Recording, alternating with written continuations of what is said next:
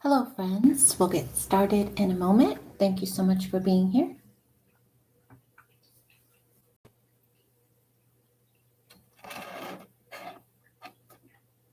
Let me see if I can fix that glare.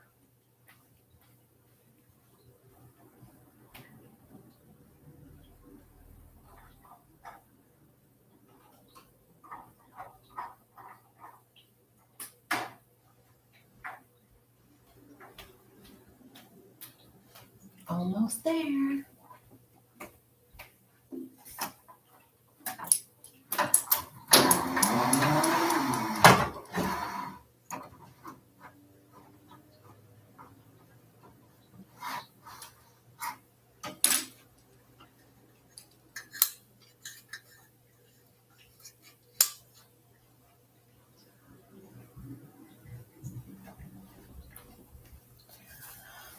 Okay, it doesn't look like I can fix that. So we're just going to go ahead and get started. So this is a new book to me. It's called Last Stop on Market Street.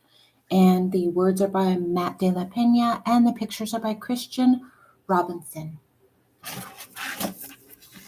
Last Stop on Market Street.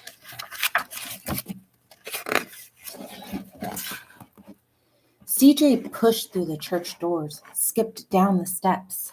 The outside air smelled like freedom, but it also smelled like rain, which freckled CJ's shirt and dripped down his nose. He ducked under his Nana's umbrella, saying, "How come we gotta wait for the bus in all this wet? Trees get thirsty too," his Nana told him. "Don't you see that big one drinking through a straw?" CJ looked for a long time, but never saw a straw. From the bus stop, he watched water pool on flower petals, watched rain patter against the windshield of a nearby car. His friend Colby climbed in, gave CJ a wave, and drove off with his dad. "Nana, how come we don't got a car?"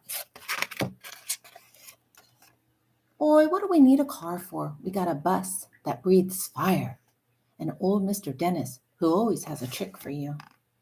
The bus creaked to a stop in front of them.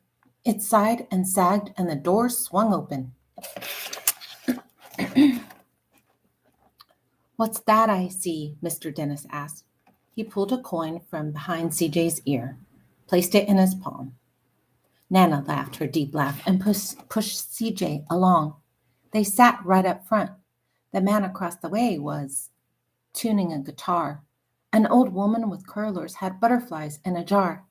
Nana gave everyone a great big smile and a good afternoon. She made sure that CJ did the same. The bus lurched forward and stopped, lurched forward and stopped. Nana hummed as she knit. "How come we always got to go here after church?" CJ said. "Miguel and Colby never have to go nowhere." "I feel sorry for those boys," she told him. "They'll never get a chance to meet Bobo or the sunglass man. And I hear Trixie got herself a brand new hat." CJ stared out the window, feeling sorry for himself. He watched cars zip by on either side, watched a group of boys hop curbs on bikes. A man climbed aboard with a spotted dog. CJ gave up his seat. "How come that man can't see?" "Boy, what do you know about seeing?" Nana told him. "Some people watch the world with their ears." "That's a fact. Their noses, too," the man said, sniffing at the air. "That's a mighty fine perfume you're wearing today, ma'am." Nana squeezed the man's hand and laughed her deep laugh. Two older boys got on next. CJ watched as they moved on by and stood him back. "Sure wish I had one of those," he said. Nana sat down, her knitting. "What for? You got the real live thing sitting across from you. Why don't you ask the man if he'll play us a song?" CJ didn't have to. The guitar player was already plucking strings and beginning to sing. "To feel the magic of music," the blind man whispered, "I like to close my eyes." Nana closed hers too. So did CJ. And the spotted dog.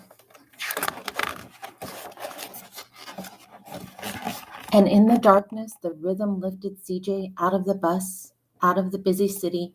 He saw sunset colors swirling over crashing waves, saw a family of hawks slicing through the sky, saw the old woman's butterflies dancing free in the light of the moon.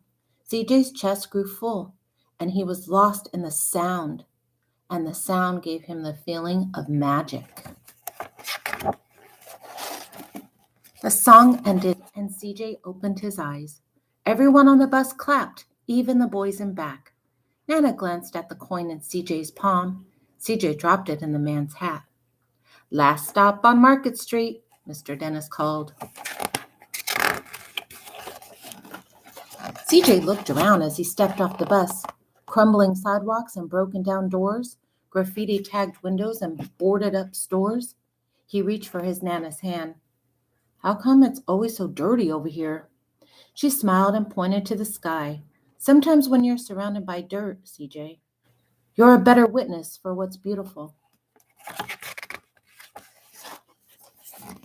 CJ saw the perfect rainbow arcing over their soup kitchen. He wondered how his Nana always found beautiful, where he never even thought to look. He looked all around them again, at the bus rounding the corner out of sight, and the broken street lamps still lit up bright, and the stray cat shadows moving across the wall. When he spotted their familiar faces in the window, he said, "I'm glad we came."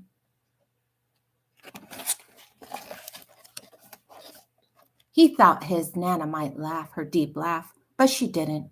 She patted him on the head and told him, "Me too, CJ. Now, come on."